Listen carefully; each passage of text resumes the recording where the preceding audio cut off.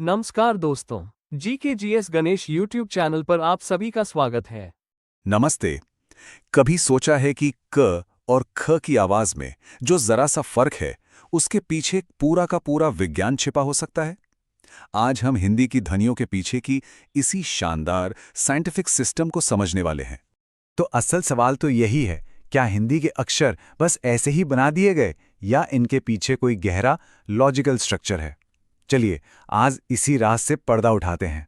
ठीक है, तो शुरू कहाँ से करें? चलिए बिल्कुल जड़ से शुरू करते हैं। हिंदी व्याकरण की जो नींव है वो है वर्ण विचार। भाषा का जो पूरा ताना बाना है ना, वो यहीं से बुना गया है। अब देखिए, ये कोई नई बात नहीं है। सोचिए 100 साल से भी पहले कामता प्रसाद गुरु ने इसे कितनी खूबसूरती से समझाया था। ये दिखाता है कि हम जिस विज्ञान की बात कर रहे हैं वो सदियों से स्थापित है। तो इसको ऐसे समझिए, वर्ण जो है वो भाषा के डीएनए की तरह है।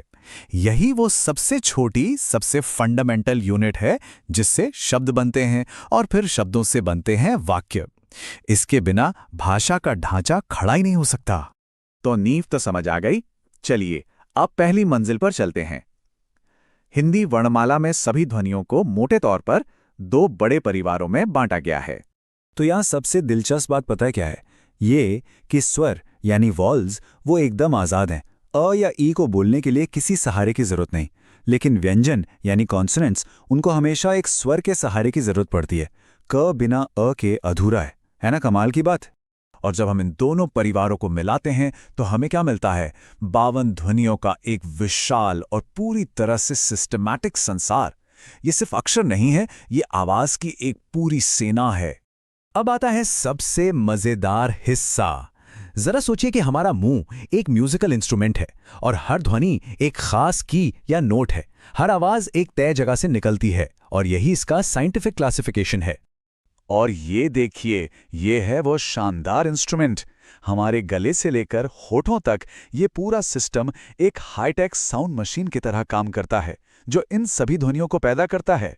चलिए इस मैप की सैर शुरू करते हैं गले के सबसे पिछले हिस्से से, यानी कंठ से।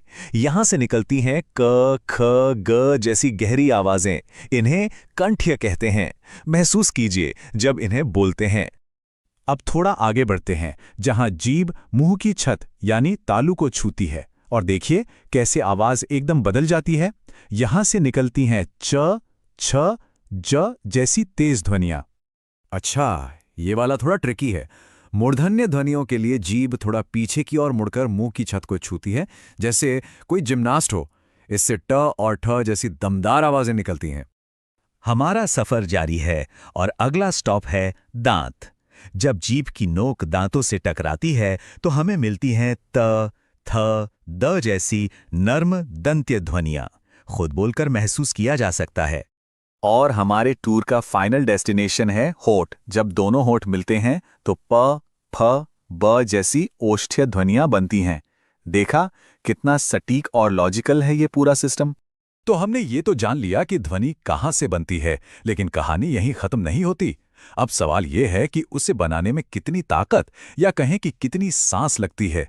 चलिए इस रहस्य को भी सुलझाते हैं। पहले हैं अल्प प्राण। जैसा कि नाम से ही जाहिर है, अल्प यानी थोड़ा और प्राण यानी हवा या सांस। इन ध्वनियों को बोलते समय बस हल्की सी हवा निकलती है, जैसे मोमबत्ती को बुझाना नहीं, सिर्फ उसकी लौ को हल्के से हिलाना हो। साथ में बोल कर देखिए, क, ग। अपने हाथ को मुंह के आगे रखिए। हवा का झोंका बहुत हल्का है ना? सभी स्वर भी अल्प प्राण ही होते हैं। और इसके ठीक उलट है महाप्राण। महा मतलब ज्यादा। इन ध्वनियों को बोलने में सांस का एक जोरदार झोंका निकलता है, जैसे आप चश्मे पे भाप जमा रहे हों। अब बोलिए ख, घ।